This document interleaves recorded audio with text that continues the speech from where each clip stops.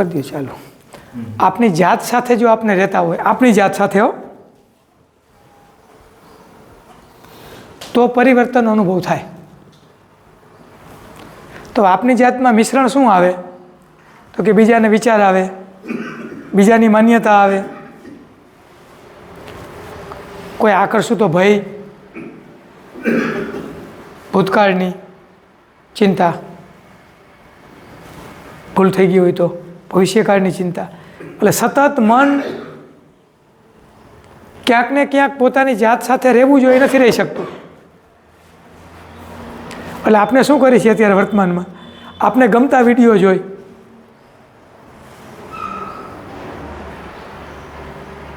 મોબાઈલમાં, આમ કદાચ આ જ રીતે મોબાઈલ ચાલ્યો તો 5 વર્ષમાં આપણે શિબિર નહીં કરવી પડે.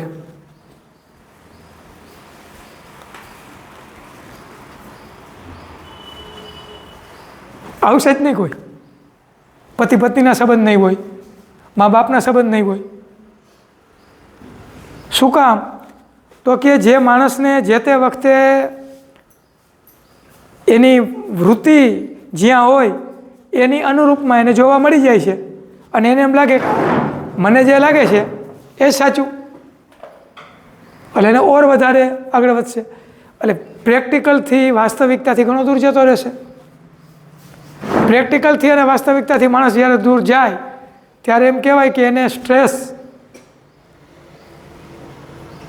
અને બીજા અનેક પ્રકારના શારીરિક ને માનસિક વ્યાધિ આવી જાય.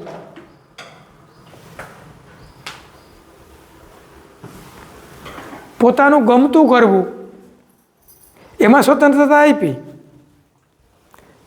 કોઈ પ્રવૃત્તિ ગમતી કરો તો હજી ગમતી પ્રવૃત્તિમાં રહી શકાય, પણ ગમતી પ્રવૃત્તિ આપણે કરતા જ નથી, આપણે શરીર હલાવતા જ નથી. પ્રકૃતિના નિયમ પ્રમાણે બોલો કયો કે કયું ઝાડ પાન પશુ પક્ષી એ બીજા આધારિત, છેલ્લા સુધી બધા પ્રયત્ન કરે. આપણે જેને વધારે બુદ્ધિ, બુદ્ધિથી પૈસા કમાય, એટલે શરીર એનું હલાવે નહીં. અને જેની પાસે કાંઈ માનસિક કાર્યકુશળતા નથી એ લોકો શ્રમિક રહી ગયા. એટલે ઓલાને નથી મળ્યું એનો અજપો છે, આને મળી ગયું એ શરીરના પ્રશ્ન છે. પ્રશ્ન તો બેયને આવ્યા. એટલે આપણે હાજર રહેવા માટે સર્જનાત્મક કામ, જેમાંથી સર્જન થાય, જેનું રોજે રોજ સર્જન આપણે દેખાય, એ પ્રવૃત્તિ, એ વિષયમાં આપણે આગળ વધવું જોઈએ. તો એ કઈ પ્રવૃત્તિ કહેવાય? ખેતી એટલે ઝાડપાન. બીજું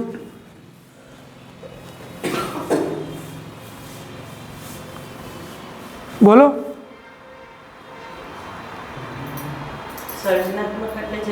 જેમાંથી સતત સર્જન થતું હોય, સર્જન ને વિસર્જન જેમાંથી આપણે જોઈ શકીએ. એટલે સમગ્ર સજીવ સૃષ્ટિ, ઝાડ પાન પશુ પક્ષી મનુષ્ય બધા જ, કે એમાં સતત સર્જન અને વિસર્જન થતું હોય અને એ આપણે જોઈ શકીએ.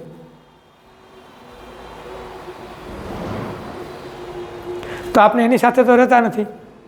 આપણે તો ભાવતાલ સાથે રહી, કમાણી સાથે રહી.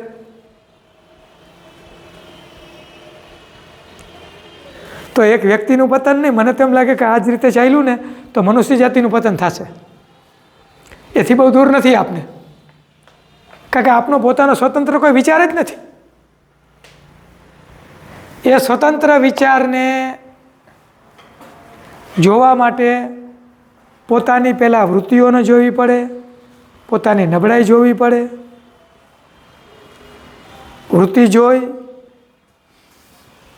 પછી એમાંથી નબળાઈ આવી, એ નબળાઈ કાઢવા માટે પ્રયત્ન કરવા પડે સતત. અને આપણે તો સતત સંબંધોનો ભય, આર્થિક ભય, શારીરિક ભય, દુનિયાદારીનો ભય. તો ભયના ઓથાર નીચે જીવતા હોય એ સાધક મારી દ્રષ્ટિએ સાધના ન કરી શકે.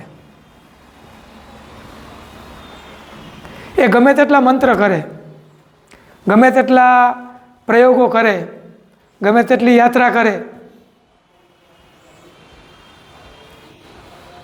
એ બહુ કઠિન કામ.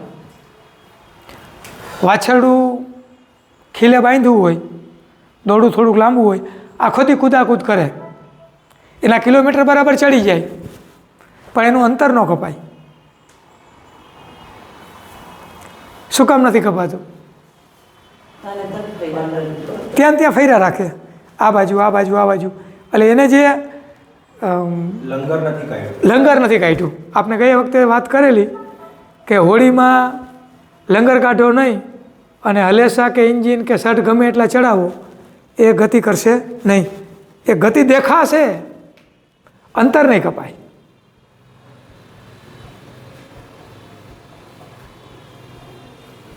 તો આપણે ગઈ વખતે એના માટે કીધેલું યાદ હોય તો, કે કોઈ એવી સેવાકીય પ્રવૃત્તિ કરો કે જેમાં આપનું મન ઓગળે, આપના સિવાય ઓગળે. જે મને જ્ઞાન થાય, મને અનુભૂતિ થાય, એ મારો અહંકારનો વધારો કરે. જેટલું જ્ઞાન, જેટલી બુદ્ધિ, જેટલી અનુભૂતિ થાય એ એકંદરે વ્યક્તિને કદાચ સમાજની દ્રષ્ટિએ મોટો લાગશે.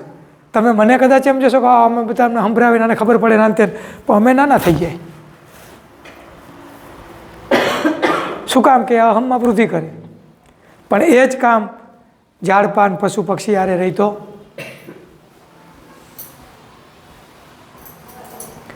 સેવા કરીને આવી તો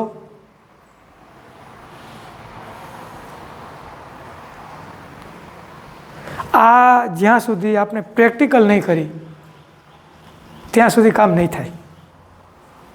હવે વાત સતત એક જ આવે છે, એક મંત્ર અને એક ચમત્કાર. ચમત્કાર અત્યારે મુખ્ય રહે છે કે કંઈક અનુભૂતિની વાત કરો. એટલે મેં કીધું ભાઈ મારી અનુભૂતિ કંઈ તમને કામ નહીં આવે. એ મારી અનુભૂતિ તમને કદાચ બંધન કરતા થશે કે તમને એવી ઈચ્છા થશે કે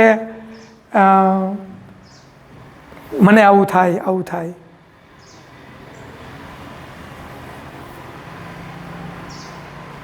બરાબર. પણ અનુભૂતિ કેમ થાય છે એનું મારી દૃષ્ટિએ હું તમને વિજ્ઞાન સમજાવી શકું, મારી સમજ પ્રમાણે. હો, પછી મારું વાંચેલું કે નકલ નહીં. જે મારી અત્યાર સુધીની મારી જીવનની યાત્રા રહી એમાં જે હું સમજ્યો એ હું વાત કરી શકું. હે,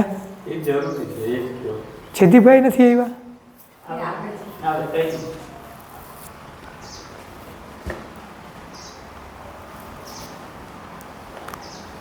તો જીવનમાં દરેક ક્ષણે આપનું જીવાતું હોવું જોઈએ. ઘણી વખત માની લો કે આપણે ઘરમાં રહેતા આપણે ગુસ્સો નથી કરવો, છતાં ગુસ્સો આવી જાય, ગુસ્સો ઓગળી જાય, પૂરો થાય, પછી આપને એમ થાય કે મારે નહોતું કરવું.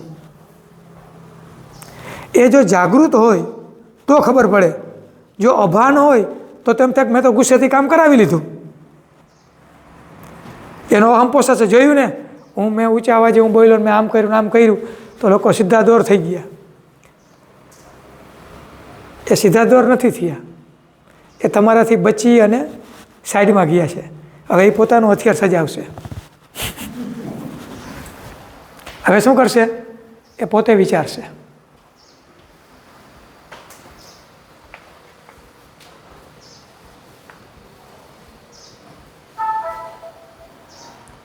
એ પ્રતિક્રિયા જે આવશે એ આપને નહીં ગમે. એટલે એક સમય એવો આવશે કે આપની યારે કોઈ વ્યવહાર રાખવા માટે જ તૈયાર નહીં હોય. એ આપને ખબર જ નથી. દરેક ક્ષણે વ્યક્તિ પોતાની સ્વતંત્ર ડિમાન્ડ જ ઊભી કર્યા રાખે અને સમાજ અને સંબંધીઓને જો જોવે જ નહીં તો શું થાય?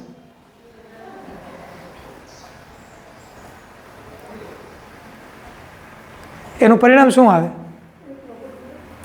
પોતે જ થાકે, કોઈ બોલાવશે નહીં, કોઈ મળશે નહીં. હવે ઘણી વખત આની વિપરીત થાય.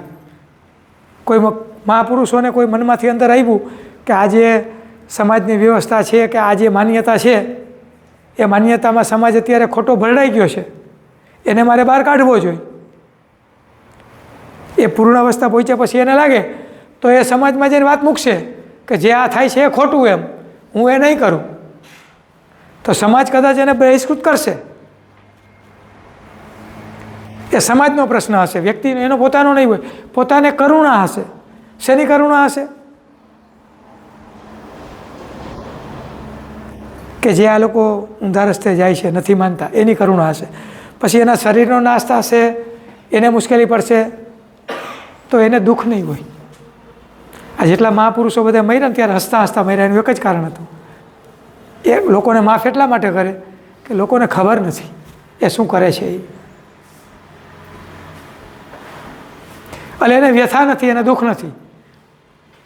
અને જ્યારે લોકોને સમજાય ત્યારે લોકો એને અવતાર તરીકે, મહાપુરુષ તરીકે, પીર તરીકે, પેગમ્બર તરીકે, સિદ્ધ તરીકે પૂજે, પણ એ કીધું એ પ્રમાણે જીવશે નહીં. શું કામ? કે એને ટૂંકો ચમત્કાર જોઈશે, કારણ પૂજી તો પ્રશ્ન હલ થાય. ભગવાન કોઈ મહાપુરુષ આપના આવીને કામ કરી જાય, આપના દુઃખ દર્દ એ બધું હલ થાય એવું આપણે ઈચ્છીએ. બધાની અંદરથી ઈચ્છા તો આવી છે. કાલ બધા મને કહેતા હતા તને જે અનુભવ છે એ કે એ તો કહેવો જ પડશે એમ.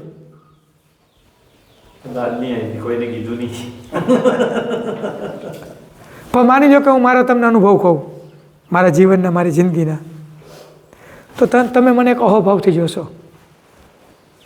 હમણાં પછી ભેટ સોગાન ધરશો, પછી મને ટેવ પડી જશે કે ગયા વખતે તમે લઈને આવતા, આજ વખતે ન આવ્યા, એટલે હું તમને ઓછી સર્વિસ આપીશ. એમાંથી તમે મને ગુરુ બનાવી દેશો. અને મારો જે મૂળ રસ્તો છે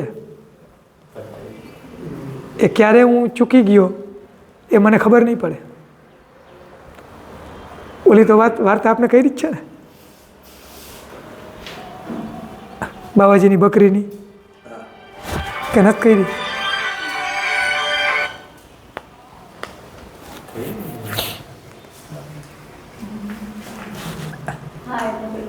કઈ રીતે વાત? એ ધોતીની વાત, આ બકરીની વાત. પછી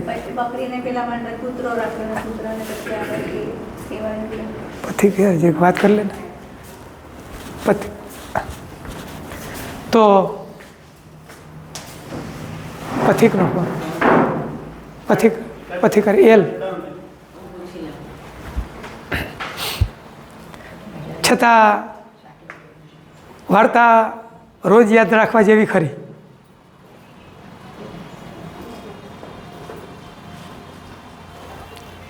એની પહેલાં એક બીજી બાળ વાર્તા કહી દઉં. બાળ વાર્તામાં લેખ આવ્યો હતો અને મને બહુ ગમી ગયો.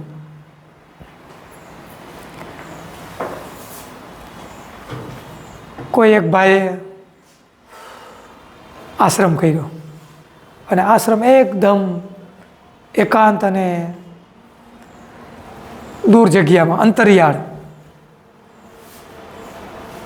અને એ અંતરિયાળ જગ્યા એવી હતી કે લોકો અવારનવાર રસ્તો ભૂલીને ત્યાં પહોંચી જાય.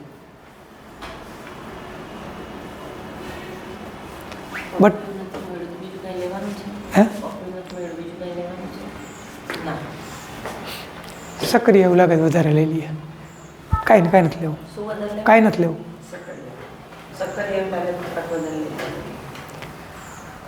તો હવે પ્રવાસીઓ અવારનવાર રસ્તો ભૂલીને આશ્રમમાં જતા રહીએ. અને એની એક કન્ડિશન હતી કે જો તમારે આશ્રમમાં રહેવું હોય તો તમારે એને ગુરુ તરીકે સ્વીકારવા પડે, શિષ્ય બનવું પડે, તો જ આશ્રમમાં રાખે.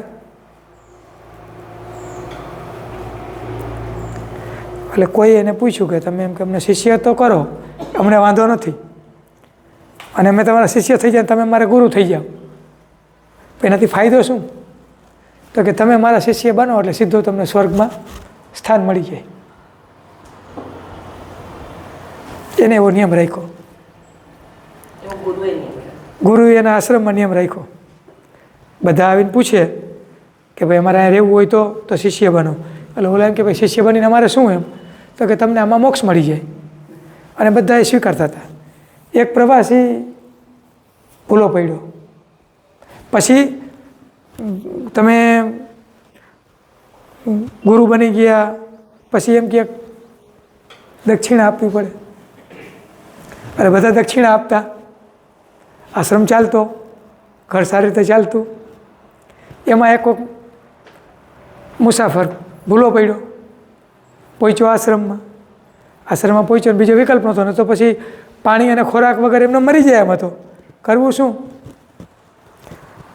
બધું એની સૂચનાઓ વાંચી તો કે તમારે રહેવું હોય તો તમારે શિષ્ય બનવું પડશે. કે શિષ્ય બનશો તો એ કે તમને સ્વર્ગની પ્રાપ્તિ થશે અને તમારે ગુરુને દક્ષિણા ધરવી પડે. કંઈ વાંધો નહીં, ધરી શીખીએ. આ એવો જ હતો. એટલે એને શિષ્ય બનાવ્યો, જે વિધિથી કર્યો એ વિધિથી. અને પછી એને કીધું કે દક્ષિણા શું એમ? તો કે 2 ગામ મેં આપ્યા. એમ થોડું જ ચાલે કે તારે મને 2 ગામ બતાવવા પડે, દસ્તાવેજ કરી દેવો પડે. તો કે તમે કે મને સ્વર્ગનો દસ્તાવેજ કરી દેશો? એની ખાતરી શું? એટલે આ પરંપરા ઊભી થઈ જતા વાર ન લાગે.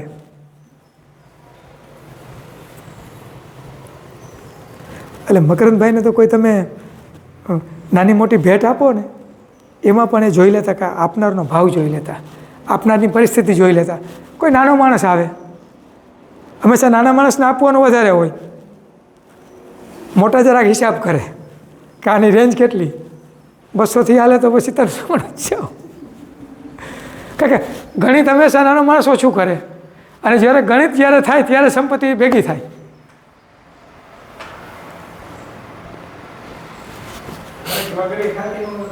ગણિત વગર પરમાત્માની કૃપા લેખવી.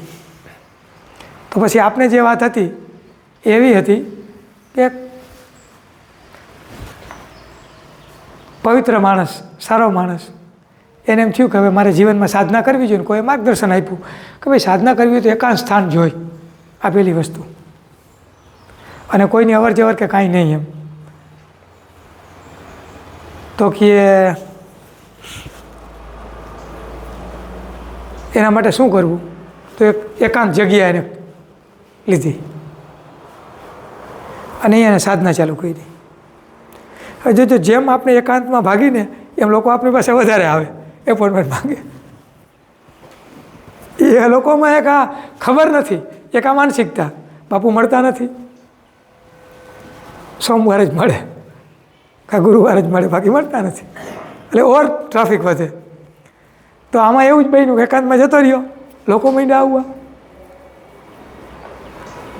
પાછા પુનિતભાઈ જેવા હોશિયાર હોય એટલે કાંઈ ને કાંઈ બધું કરી દઈએ. તો એમાં આવે ત્યારે કંઈક ખાવાની વસ્તુ લાવે, ક્યારેક જરૂરિયાતની વસ્તુ લાવે. એમ કરતાં કરતાં બાપુને ચાની ટેવ પડી ગઈ. કરવું શું? આ તો અઘરું. તો પછી હવે બીજું કંઈક હિમેશભાઈ જેવો હોય કે સાહેબ આ ઝંઝટમાંથી નીકળવું, એક કામ કરો ને, એક બકરી રાખી દો. એ દૂધ ધોઈ લેવાનું અને બકરી તો ઝાડપાન ગમે તે બાજુમાંથી ખાઈ લઈએ. વાત સાચી કહે. એટલે કોઈ બકરી આપી, વેટમાં રાખી, અને શરૂઆતના દિવસોમાં તો આજુબાજુમાં ઘાસ હતું તે ખાધું, પછી ખૂટ્યું. એટલે બકરી બે કરે અને ભક્તો બધા મળવાવાળા આવે. તો કે બાપુએ કે આ બકરી અવાજ કરે ઠીક નહીં, તો ભક્તો આવે એટલી વાર સાચવે. કરવું શું? તો કોઈ બિચારી સાધિકા કોઈ હશે, એને એમ થયું તો કે તમને વાંધો નહીં, બાપુની સેવા કરું. એ બાપુની સેવા માંડ્યા કરવાની. એમાંથી સંસાર ચાલુ થયો. સંસારમાંથી બાળકો જન્મા. અને એ માણસનું એટલે હતું કે રોજ પોતાની જાતનો અભ્યાસ કરતો. એને ખબર પડી કે આ બકરી નહોતી એની પહેલાં મારો અભ્યાસ સારો ચાલતો, આ બકરીમાંથી આખો સંસાર બંધાઈ ગયો. હવે શું કરવું? રાતે બધું મૂકીને ભાઈ ગયો. હવે આ મૂકવું અઘરું. એટલે અમારે આમાં ભયસ્થાનો જાજા. આ મૂકવું અઘરું નથી પણ પેલી બેનને બેરવીને પછી ભાગી ગયા ને પેલા સંસાર ચાલુ કરીને હવે એને આપણો સંસાર ચલાવવાનો ને પછી જે બાળકોને એટલે હંમેશા એક યાદ રાખો કે કોઈ પણ મહાપુરુષને મળવા જાઓ, રામકૃષ્ણ દેવ કહેતા એને દિવસે જોવા રાત્રે પણ જોવા. એટલે સાધકોએ નિયમની જરૂર નથી, છતાં એનો સંયમ કેળવવાનો લાંબો વાળો પીછું પર ટકવા માટે. કે કોઈ પણ વ્યક્તિ આવે ને તમારા વખાણ કરવા માંડે, ઓહો બાપજીને મને વાતું કરવા કે રાતે તો બાપુને આટલા ભગવાન હારે મુલાકાત થાય ને આટલા સિદ્ધ પુરુષો આવે ને આખી રાત એનો સંવાદ ચાલુ હોય, પણ અનિંદ્રાના પેશન્ટ હોય ખબર ન હોય.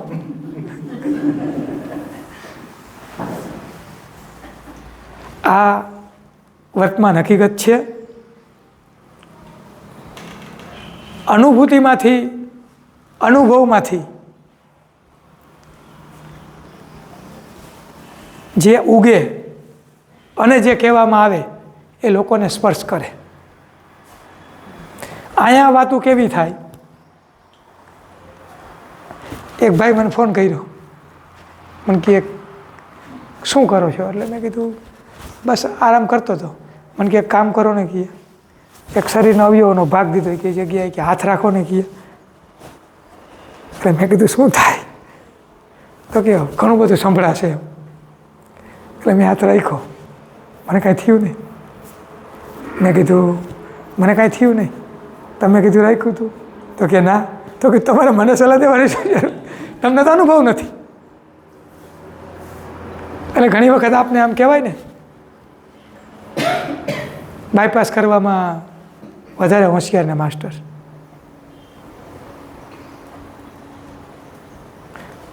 એટલે વાંચેલું અમારે એક વખત એક મિત્રે જો વાંચન શું કરે, એક મિત્રને બધું વાંચવા આપ્યું કે નવો વિષયનું વાંચન,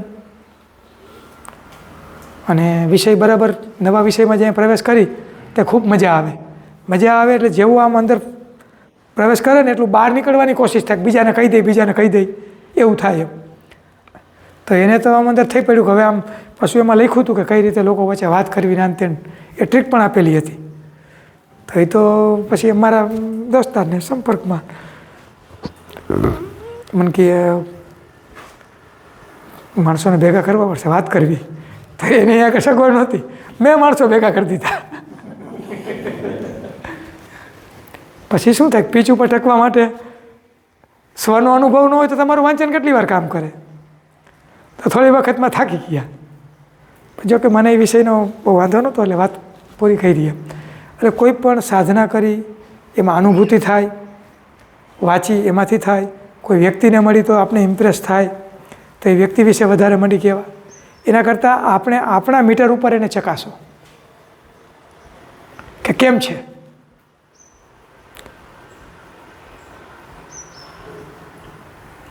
આ જો આપણે કરશું નહીં તો આપણે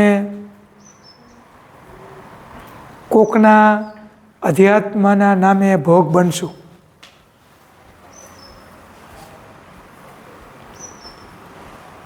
સેવા ક્યાં કરવી, શું સાંભળવું, એ બરાબર જેને જીવનમાં આગળ જવું એનો, જેને આપણી પરિભાષામાં એક ભૂંડ વૃત્તિ કીધી, એ ગમે તે આરોગે એના માટે મુખ્ય શું તો કે એનો સંસાર. ભૂંડની એક વિશેષતા, એ ભાગે બીકણ બધું ખરું, પણ એના બચ્ચા સાથે હોય ને તો એ કોઈ પણ વ્યક્તિ ઉપર કે પશુ ઉપર એ હુમલો કરે. એટલે ભૂંડ જ્યારે એના બચ્ચા સાથે પ્રવાસ કરતું હોય ત્યારે એની સામે પડવાનું નહીં. એટલે ભૂંડ વૃત્તિમાં જેને પોતાનો સંસાર અને ખાવું પીવું એ જ હોય અને એમાં એને આનંદ આવતો હોય તો એમાં એને અધ્યાત્મ સ્પર્શ નહીં કરે. એ અધ્યાત્મનું ગમે તેટલું જોશે, જાણશે, વિચારશે, એની સાથે હશે તો એની શું કામ તો કે એની લિમિટેશન એની વૃત્તિ જ છે. આથી વધારે આગળ જવું નહીં. જે લોકો પૂર્વમાં સાધના કરીને આગળ આવ્યા છે એ લોકો ભૂંડ વૃત્તિમાં રોકાશે નહીં. એ કુદરત એને એમાં રોકશે પણ નહીં, એવા પ્રલોભનો પણ નહીં આપે, એ સીધું આગળ જશે. સંસારનું વિખાવવું, સંસારનું જોડાવવું, એ બધું કુદરત ઉપર છોડી દેવાનું. ગઈકાલે અમે કહેતા હતા કે આ લગ્ન જીવનમાં કોઈને સંતોષ નથી. તમારો અભિપ્રાય શું? બધા પોતાની ઈચ્છા બીજા પાસે પૂરી કરવા માગે. એટલે પછી અમારે વાત એવી થઈ કે લગ્ન જીવનમાં ઘણા પ્રશ્નો છે એમ, લગ્ન ન કરીએ એમાં પ્રશ્નો ઓછા. મેં કીધું તમે અમને તો પૂછો,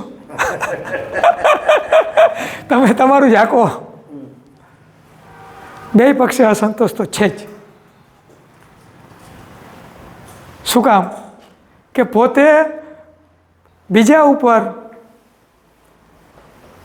સતત એવો આગ્રહ રાખે બીજા પાસે કે અમે કહીએ એમ કરે.